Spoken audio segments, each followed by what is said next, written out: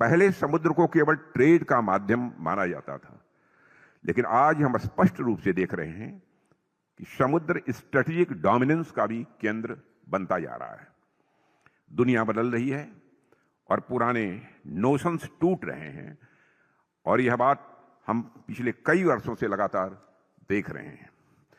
जो अलग अलग फ्लैश पॉइंट्स और कॉन्फ्लिक्ट्स दुनिया में दिखाई दे रहे हैं, वे ऊपर ऊपर से भले ही आपस में जुड़े हुए नजर आते हों, हर ज्योग्राफिकल और रीजनल स्थिति की अपनी अलग अलग बैकग्राउंड और अपनी अलग अलग कहानी है।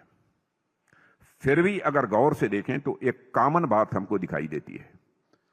आज ग्लोबल लेवल पर हमेशा कुछ नया हो रहा है, एक परिवर्तन चल रहा है।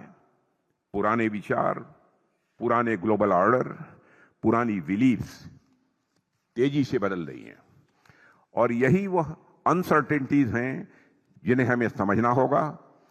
और अभी चल रही मिडिल ईस्ट की स्थिति इसका मैं मानता हूं कि एक ज्वलंत उदाहरण है। आज जो वहां हो रहा है वह बहुत ही असामान्य है। आगे चलकर मिडिल ईस्ट में या हमारे पड़ोस में परिस्थितियां किस दिशा में जाएंगी, इस पर अभी कोई कॉन्क्रीट प्रेडिक्शन करना कठिन है। यदि हम स्ट्रेट ऑफ हार्मुज या पूरे पर्शियन गल्फ क्षेत्र को देखें तो यह विश्व की एनर्जी सिक्योरिटी का एक अत्यंत महत्वपूर्ण क्षेत्र है। जब इस क्षेत्र में डिस्टरबेंस या डिसरप्शन होता है तो उसका सीधा असर ऑयल और गैस की सप्लाई पर पड़ता है।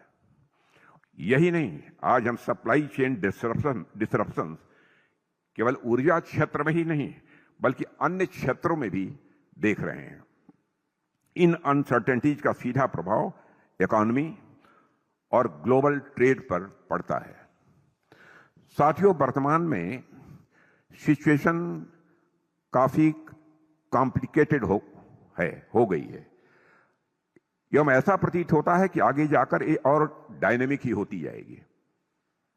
और आज जिस तरह अलग अलग देश लैंड पर, एयर में, सी में और अब तो स्पेस तक में एक दूसरे को टक्कर ले रहे हैं, वह वास्तव में यह हम सभी के लिए चिंता का विषय है। यह एक एबनॉर्मल सिचुएशन है, मैं ऐसा मानता हूं। What I consider as more worrying is the fact that this abnormalcy is becoming the new normal.